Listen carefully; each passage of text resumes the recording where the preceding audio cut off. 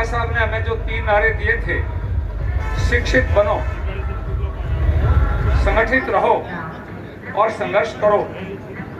ऋग्वेद के 40वें अध्याय का जो अंतिम सूक्त है उसमें भी यही बात कही, संगच्छ ध्वम संगवद ध्वम संगो मनांसि जानताम। मिल करके चलो, मिल करके बोलो, मिल करके विचार करो।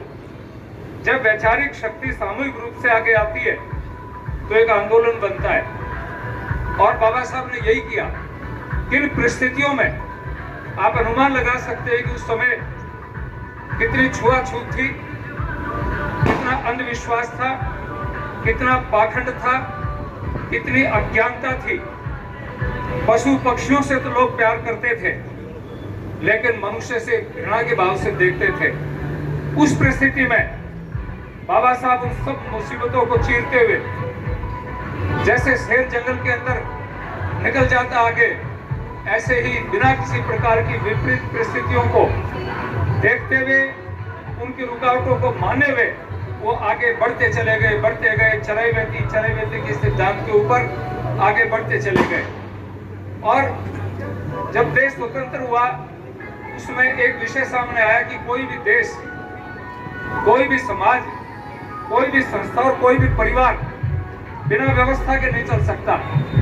जिस परिवार में व्यवस्था होगी वो परिवार ठीक चलेगा, जिस समाज में व्यवस्था होगी वो समाज ठीक चलेगा, जिस संस्था में व्यवस्था होगी वो संस्था ठीक चलेगी, और देश में व्यवस्था होगी वो देश ठीक चलेगा। उसके लिए नियम चाहिए, और उन नियमों को बनाने के लिए वैसे संविधान समिति एक बड़ी व्यापक समिति थी। उस समिति ने बाबा साहब की अध्यक्षता में बैठ करके कई दिन तक अनेकों मीटिंगें हुई, कई महीनों बैठ के हुई, और संविधान समिति की बैठक के माध्यम से उस संविधान को जब भारत की संसद के सामने रखा, उसको सर्वसम्मति से पास किया गया। वो प्रकाशित हुआ, अंग्रेजी में भी छपा और हिंदी में भी छपा। वो हस्तलिखित विधान आज भी हमारे सामने उपस्थित है, जिसमें उस समिति के सभी लोगों के हस्ताक्षर हैं। मैंने 11 प्रतियां दिल्ली से ला करके संसद से और यहाँ विभिन्न संस्थाओं को दी थी। अपने अंबेडकर छात्रावास में भी मैंने एक प्रति दी थी, लॉ कॉलेज में भी दी थी। मैं आप सभी साथियों से निवेदन करूंगा, हम सब विधान को अच्छी तरह से पढ़ें। हमारी शक्तियां क्या हैं, हमारे अधिकार क्या हैं, हमारे कर्तव्य क्या हैं, इनका ज्ञान, इनका नॉलेज हमें होगा तो हम लड़ सकेंगे, संघर्ष कर सकेंगे।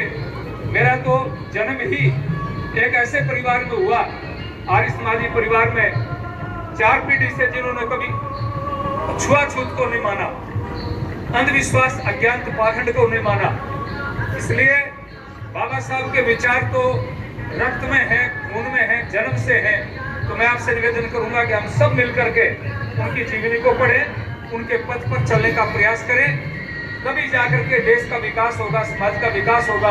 और समाज में आज भी जो अज्ञानता है, जो पाखंड है, जो अंधविश्वास है, अस्पृश्यता का भाव है, उसको हम दूर कर पाएंगे। यही मेरा आपसे आग्रह है। बहुत बहुत आभार, धन्यवाद। जय भारत माता, जय भीम।